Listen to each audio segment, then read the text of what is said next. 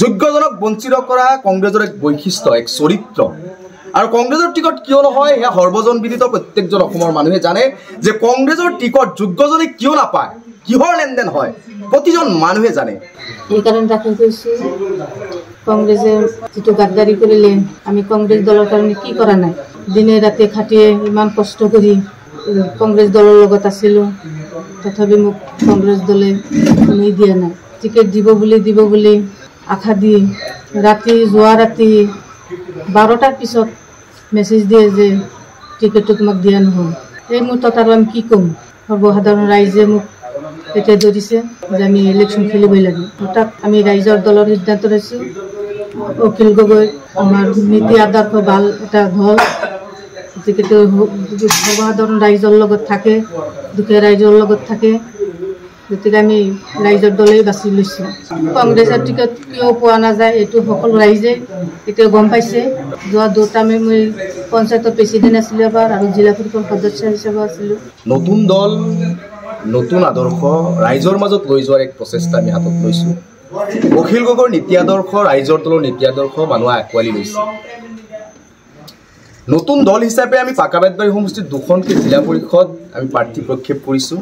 আমি pilot project হিচাপে লৈছোঁ। আমি গোটেই অসমত বিশেষ ঠাই বাছি লৈ আমি খুব কম সংখ্যক জিলা পৰিষদ বা কম সংখ্যক পঞ্চায়তত প্ৰাৰ্থী থিয় কৰাইছোঁ। আৰু আমি আলোচনা বিলোচনা কৰি এটাই সিদ্ধান্ত লৈছোঁ, আমি য'ত প্ৰাৰ্থী থিয় কৰাম তাত আমি বিজয় নিশ্চিত হ'ম, আৰু বিজয় নিশ্চিত কৰিব পৰা প্ৰাৰ্থীকে আমি প্ৰাৰ্থী হিচাপে প্ৰক্ষেপ কৰিম। গতিকে আপোনালোকে জানে যে মমতাজ বেগম তেখেত পঞ্চায়তৰ প্ৰেচিডেণ্ট আছিল, তেখেত শেহতীয়া সমাপ্ত হোৱা কাৰ্যকাল জিলা পৰিষদ আছিল। তেখেতৰ নিচিনা এগৰাকী বলিষ্ঠ নেত্ৰী আমি ৰাইজৰ দলত পাই সুখী হৈছোঁ। আৰু তেখেতৰ নেতৃত্বত ইতিমধ্যে আমাৰ অঞ্চলত যথেষ্ট কাম হৈছে, উন্নয়নমূলক কাম হৈছে।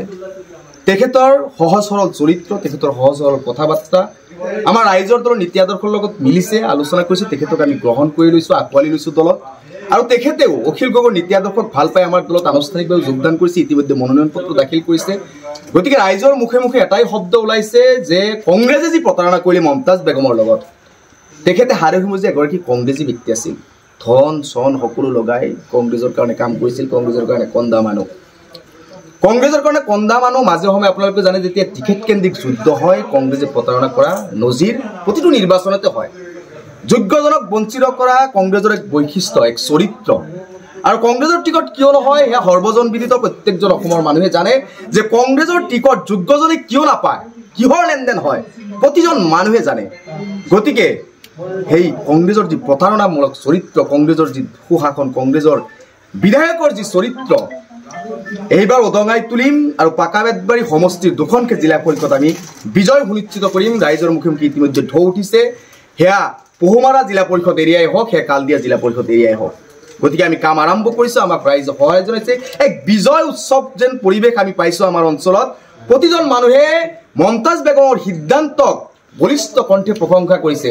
হয়, ইমান দিন আমি তেখেতক ভাল পাই কংগ্ৰেছ ভাল নাপালেও আমি তেখেতৰ কাৰণে কংগ্ৰেছ কৰিছিলোঁ।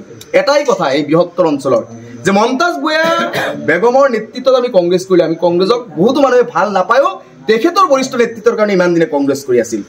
এতিয়া ৰাইজৰ দলৰ মানুহখিনি উৎফুল্লিত হৈছে, আৰু ৰাইজৰ দল কৰিম কৰা ভবা মানুহখিনিয়েও এতিয়া এগৰাকী অভিভাৱক পাইছে, জিলা পৰিষদ এৰিয়াত নেতৃত্ব দিব পৰা মানুহ পাইছে।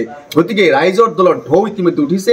এইবাৰ পহুমাৰা জিলা পৰিষদ আৰু কালদিয়া জিলা পৰিষদ আমি বিজয় সুনিশ্চিত কৰিম, এয়া আমাৰ ৰাইজৰ মুখে মুখে শুনি আমি প্ৰায় সুনিশ্চিত হৈছোঁ। গতিকে আমি আশাবাদী, আমাৰ জয় নিশ্চিত।